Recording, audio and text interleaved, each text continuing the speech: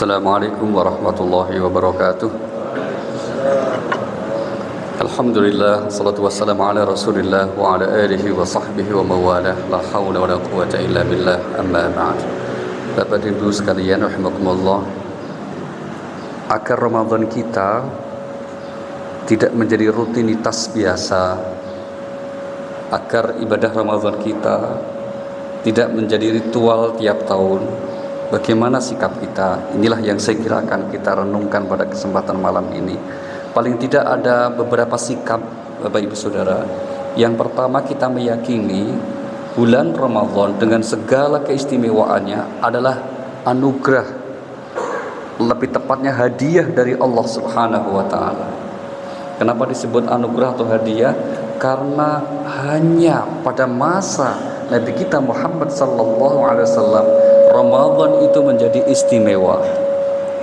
Kita ketahui bahwa sebelum Allah mengutus Nabi kita Muhammad sallallahu alaihi wasallam, mereka sudah mengenal 4 bulan istimewa: Rajab, Dzulqa'dah, Dzulhijjah dan Muharram.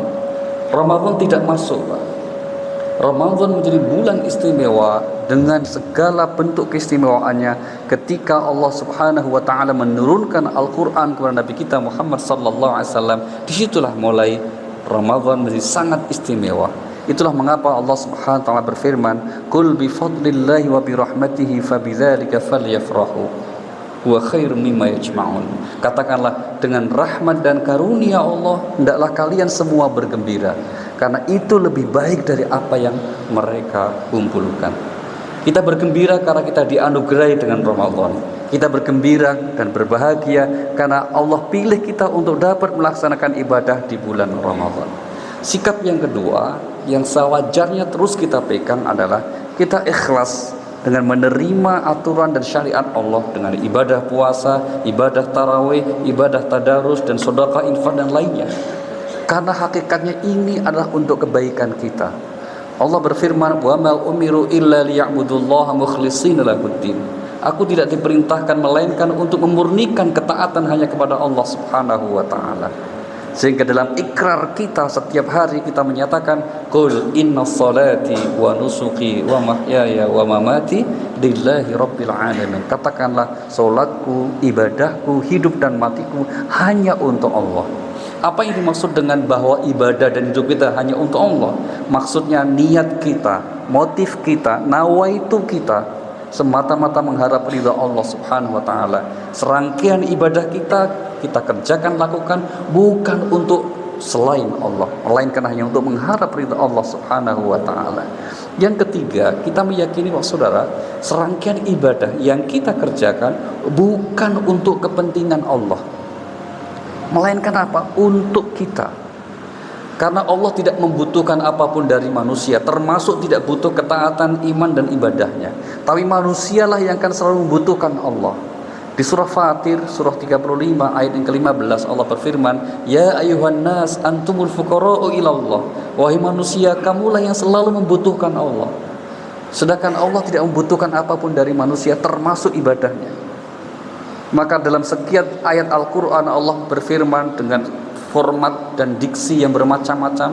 Misalnya, "Man 'amila shalihan fali nafsihi wa man asa'a fa 'alaiha." Di surah 41 ayat yang ke-46, yang beramal soleh berarti dia beramal soleh untuk dirinya sendiri. Atau di surah 17 ayat 7 Allah berfirman, "In ahsantum ahsantum li anfusikum wa in asa'tum falaha."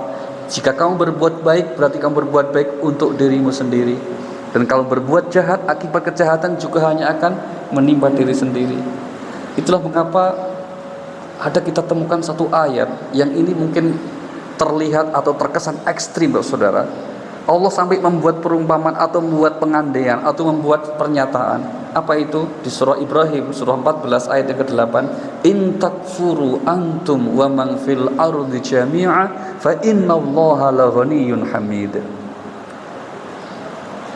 Jika kalian semua, bukan hanya orang satu daerah, satu wilayah, satu negara, Allah menyatakan seluruh penduduk planet bumi ini tidak ada yang beriman. Semuanya ingkar kepada Allah. Seandainya atau jika Allah mengatakan apa? Allah maha kaya dan maha terpuji, alias Allah tidak membutuhkan apapun dari manusia, termasuk iman ketaatan manusia. Maka kalau kita kemudian dianugerahi ketaatan, memang itulah kebutuhan kita. Allah tidak membutuhkan apapun dari manusia.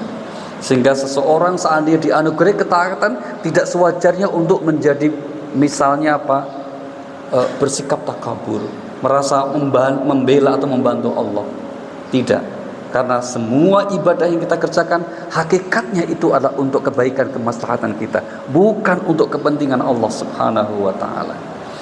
Yang berikutnya Pak Saudara, yang keempat, kita meyakini serangkaian ibadah itu sebagai bentuk syukur kita kepada Allah Subhanahu wa taala.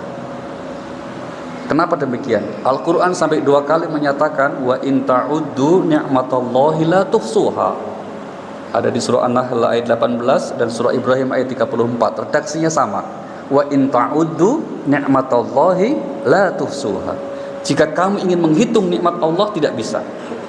Itu berarti seseorang yang ingin bersyukur kepada Allah dengan syukur yang sebenarnya tidak bisa. Karena syarat syukur itu harus mengetahui nikmat apa saja yang disyukuri. Sedangkan untuk menghitung nikmat Allah untuk kita syukuri, kita nggak mampu. Maka ibadah niatkan sebagai bagian dari syukur kita kepada Allah Subhanahu wa ta'ala. Meskipun boleh jadi ibadah kita banyak kekurangan, dan itu pasti. Sholat kita mungkin kurang khusyuk, amal ibadah kita seperti tilawah Al-Quran kita mungkin kurang fasih, sedekah infak kita mungkin kurang ikhlas, tapi tetaplah melakukan sebagai bentuk syukur. Kenapa? Kalau kita melakukannya karena niat bersyukur, apa janji Allah? Di surah An-Nisa 147 Allah mengatakan, "Ma yaf'alullahu bi'adzabikum in syakartum wa amantum." Allah tidak punya alasan untuk menyiksa kalian kalau kalian mau bersyukur kepada Allah Subhanahu wa taala. Yang kelima, yang terakhir Saudara, niatkan serangkaian ibadah terlebih di bulan Ramadan yang kita sekarang malam ini masuk ke 8 sebagai usaha mengumpulkan bekal kita untuk kehidupan akhirat. Kenapa demikian? Karena Al-Quran menyatakan di surah Ar-Rum ayat yang ke-7, ya'lamuna zahiran minal hayatid dunya wa hum 'anil akhirati hum ghafilun. Manusia umumnya terlalu sibuk ngurusi dunia, urusan akhirat mereka lalai. Perhatikan Saudara, ayat mengatakan urusan akhirat mereka lalai, bukan lupa. Kenapa? Karena fitrah manusia percaya hidup tidak mungkin hanya di dunia ini, tapi ada kehidupan lain yang lebih kekal dan abadi, yaitu akhirat. Itulah mengapa Al-Quran memerintahkan untuk kita berbekal, dan sebaik-baik bekal itu wa tazawwadu fa in khairu zadi taqwa. Sebaik-baik bekal itu adalah takwa. Itulah mengapa ketika Allah memerintahkan agar kita mengumpulkan bekal di surah 59 Al-Hasyr ayat 18, ini satu-satunya ayat yang unik di Al-Quran Saudara. Kenapa? Dalam satu ayat ada 2 kali perintah bertakwa. Ya ayyuhalladzina amanu taqullah wa tanzur nafsum ma qaddamat lighad wattaqullah. Di awal dan di akhir. Untuk apa? Agar kita mengumpulkan bekal. Maka kehidupan ini sangat berharga. Kita masih diberi hidup dunia sangat berharga. Untuk apa? Mengumpulkan bekal.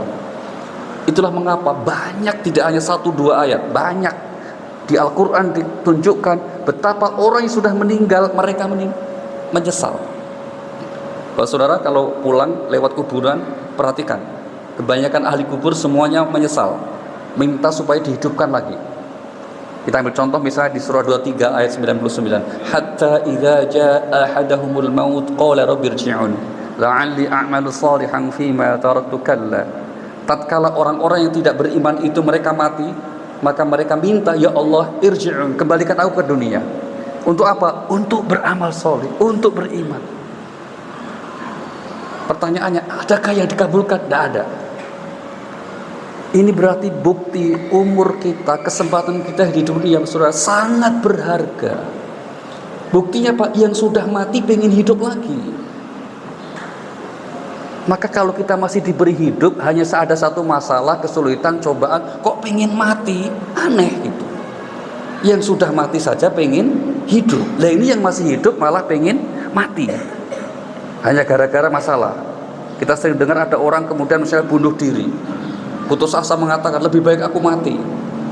Malah ada yang aneh, kembalikan aku ke rahim ibuku. Udah gede gitu, gimana caranya begitu kan? Maka nggak boleh. Hidup ini terlalu berharga kalau kita sia-siakan, tidak digunakan untuk mengumpulkan bekal. Tapi ingat, jangan dijadikan sebagai tujuan, karena terlalu sepele, terlalu sebentar. Dunia kok dijadikan tujuan? Wong akan kita tinggal kok jadi tujuan. Al-Quran mengatakan apa? Di surah 1696, ma'indakum yanfad wa ma'indallahi baq. Yang di sisimu itu akan lenyap, yang di sisi Allah akan kekal. Jadi kalau ada orang menghabiskan umurnya untuk ngumpul-ngumpulin dunia, aneh saudara. Bagaimana mungkin dia mengumpulkan sesuatu yang nanti dia akan tinggal? Nanti dia kan tidak akan menikmati. Apalagi kalau mengumpulkannya dengan cara yang tidak benar, misalnya mencuri atau korupsi. Na'udzubillahi min dzalik. Al-Quran menyebut ini orang jahil alias bodoh. Bagaimana mungkin dia akan mempertanggungjawabkan perbuatannya, sedangkan yang menikmati hasil perbuatannya orang lain? Maka kita bersyukur saudara, ketika kita dianugerahi oleh Allah Subhanahu wa taala kemampuan istiqomah untuk ibadah, menjaga diri dari perbuatan dosa, anugerah yang luar biasa. Dan untuk itulah kita bersyukur. Jadi kita bersyukur, berbahagia bukan karena kita mendapati sesuatu yang material sifatnya, tapi Allah anugerah kemampuan kita untuk istiqomah di jalan Allah. Dan kalau itu terus kita lakukan, insya Allah kita akan mendapat anugerah husnul khatimah. Assalamualaikum warahmatullahi wabarakatuh.